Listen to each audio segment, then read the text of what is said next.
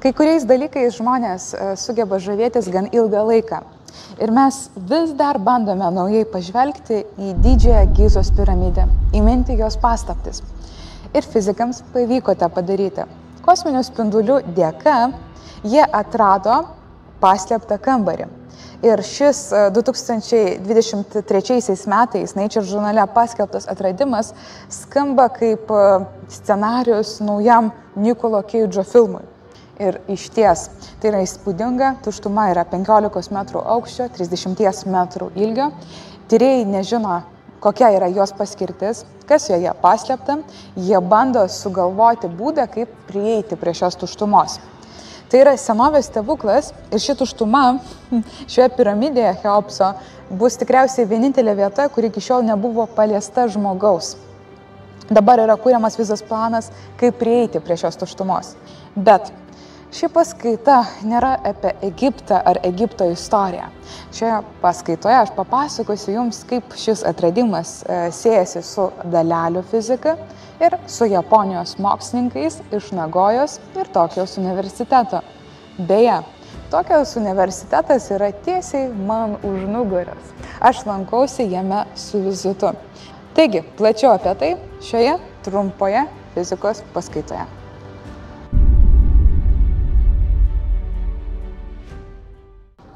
Jeigu paslaptis yra 4500 metų senumo, tai nereiškia, kad mes negalime jos įminti.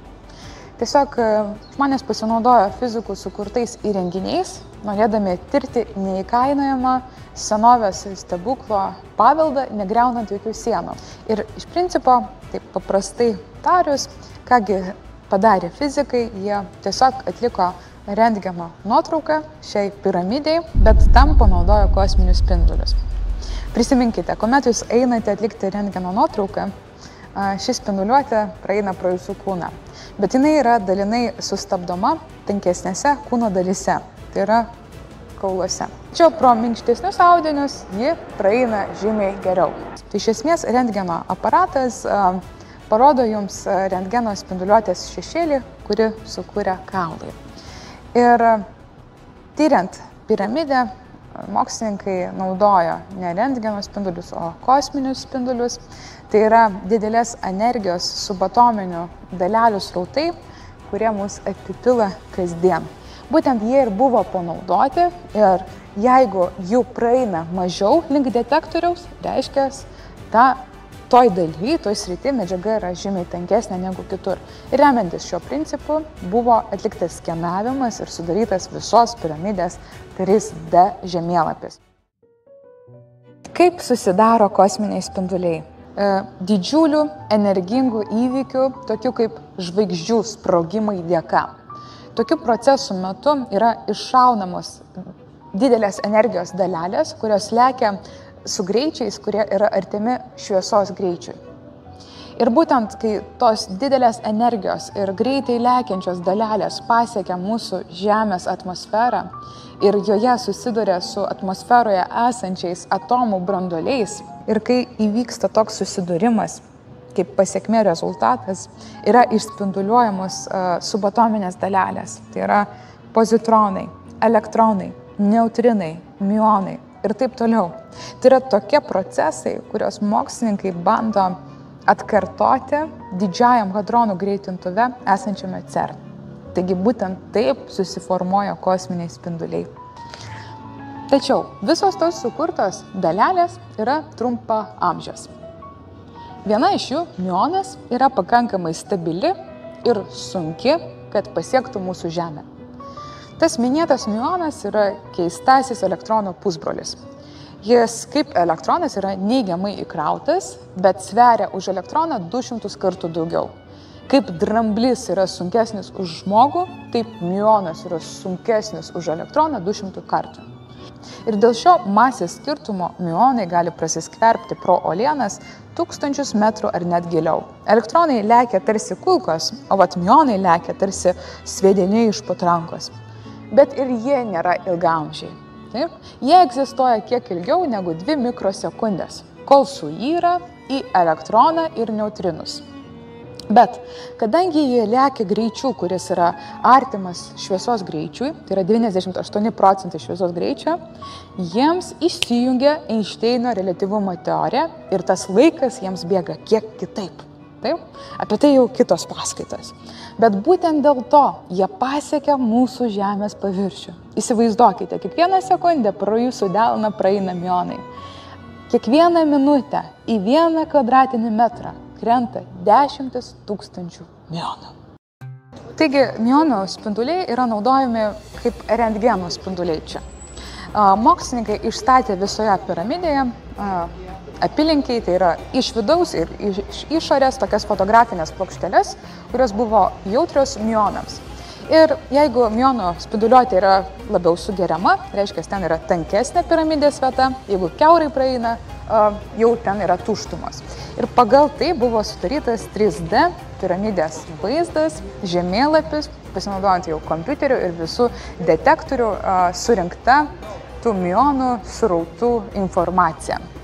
Per 3 mėnesius tyrimo buvo detektuota virš milijonų mionų surinkta ant didžiosios Gizos piramidės.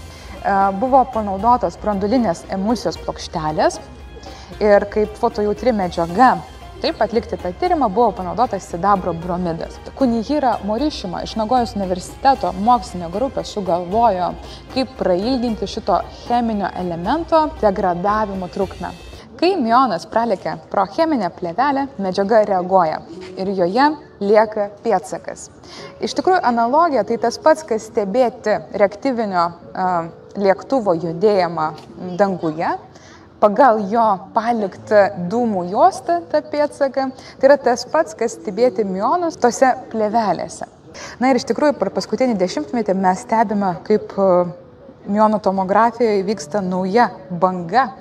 2007 metais Japonijos mokslininkai iš tikrųjų sukūrė tokį visą miono grafą, kuris leido tyrinėti ugnikalnio vidų, tai yra stebėti magmos judėjimą, stebėti vidinę struktūrą. Ta galima bus panaudoti, pavyzdžiui, netgi atliekant Vezuvijaus stebėjimą ir pasakyti, kada jis išsiverš. Taip pat mokslininkai naudoja ir Fukushimos reaktoriaus liekanoms tirti, Kinų didžiajai sienai ištyrinėti, ir daugelį kitų sričių. Ir dabar aš grįžtu prie Tokijaus universiteto, kuriame dirba pagrindinė figūra siejama su šiuo atgimimu – Hiroyuki Tanaka. Tai yra fizikas, išradėjas, visos mionografijos srities pionierius. Visa sritis yra pavadinta taip, nes jis sugalvojo taip. Jis yra Tokijaus universiteto dalelių fizikos profesorius.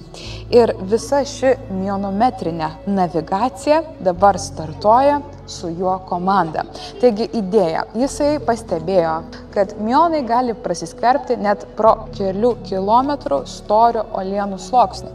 Taigi jis nori panaudoti šią technologiją, norint nustatyti automobilių, savijugių mašinų padėtį požeminėse stovėjimo aikštelėse ar tuneliuose, ko šiuolaikinė GPS sistema tiesiog padaryti negali. Taigi ateityje būtent Hiroyuki Tanakos technologija leis pasakyti apie skirtingų automobilių padėtį ar žmonių padėtį, kurie yra požeminėse aikštelėse, kažkur požeminėse tuneliuose ar kažkur paslėpti po žeme. Ką tiksliai jie padarė? Taigi, Tokijaus universiteto teritorijoje, Rusija, ant judančio vežimėlio jie pastatė 1 metro ilgio, 1 metro pločio detektorių, kuri judino per 100 metrų ilgio koridorių Rusija. Ir detektavo mionus, kurie praeidavo pro visą pastatą. Kiti detektoriai buvo pastatyti 6 aukšte ir jie pastebėjo, kad iš tikrųjų daug mionų patenka į Rusiją. Ir tai buvo tas eureka momentas, kuris po to buvo išnaudotas. Pats tikslumas buvo padidintas ir dabar siekia kelis centimetrus. Ir jis gali būti netgi toliau tobulinamas. Kaip sako mokslininkas, ateityje jie tikisi, kad tie detektoriai bus sumažinti ir integruoti į kiekvieno žmogaus telefoną. Ir tai leis naudotis jau jums ateityje bet kur.